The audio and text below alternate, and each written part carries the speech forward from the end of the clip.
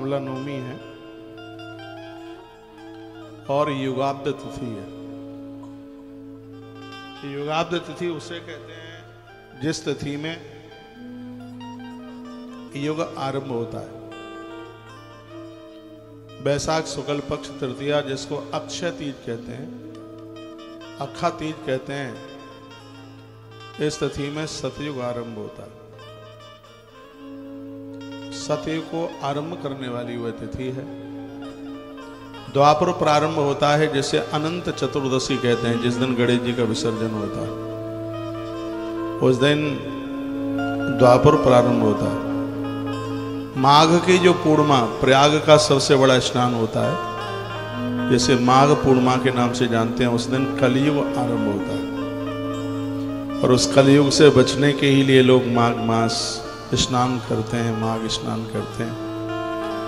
और अब रहा त्रेता, कार्तिक मास के शुक्ल पक्ष की जो गोपाष्टमी के बाद दूसरे दिन जो तिथि आती है, इसका नाम अक्षय नवमी इसलिए है क्योंकि इस नवमी के दिन किए गए सत्कर्म अक्षय हो जाते हैं, पुण्य घटते नहीं है।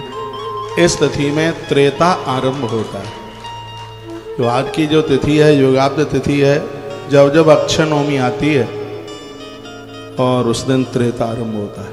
इसको आंवला नवमी इसलिए कहते हैं क्योंकि आंवले का वृक्ष आज के ही दिन प्रकट हुआ। आज आंवला पूजन का भारी महत्व है, उसके दर्शन की बड़ी महिमा है। मैं भी गौशाला आंवले के दर्शन करने के लिए जाऊंगा। आज आवल दर्शन की इतनी बड़ी महिमा है। बहुत पेड़ लगाए हैं उधर। आज आंवले का दान करने का, किसी को खिलाने का, स्वयं आंवला खाने की बड़ी महिमा है। रविवार को आंवला खाया नहीं जाता, रविवार वाले दिन। तो आज आंवले की नवमी है। आज का दिन बड़ा पावन है। श्रीधाम वृंदावन के परिक्रमा मार्ग में स्थित तुलसी वन आश्रम के सामने आज के दिन गेट के सामने लाखों लाखों परिक्रमा वाले भक्तों का दर्शन होता है। रात के 12 बजे से ही परिक्रमा शुरू हो जाती है।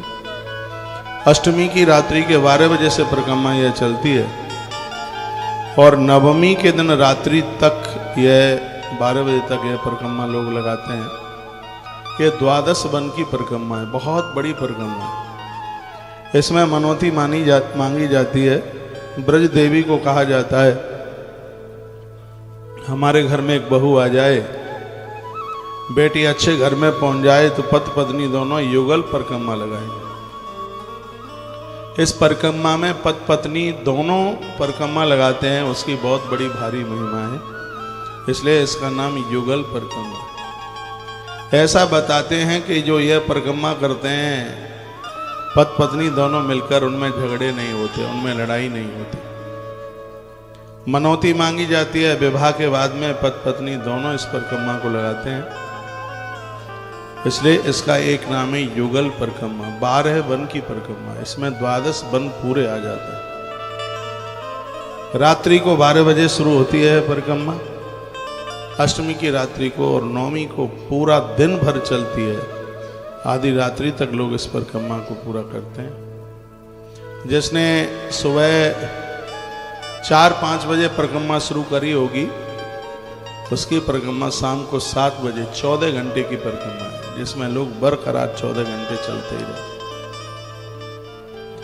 जिनके बच्चे विवाह के लायक हो रहे हैं, ब्रज देवी को प्रार्थना कीजिए और कहिए हे देवी कृपा करना, हमारे बच्चों का ठीक से विवाह हो जाए तो हमारा पुत्र और पुत्र वधू दोनों युगल जोड़ी की परिक्रमा करने के लिए आएंगे।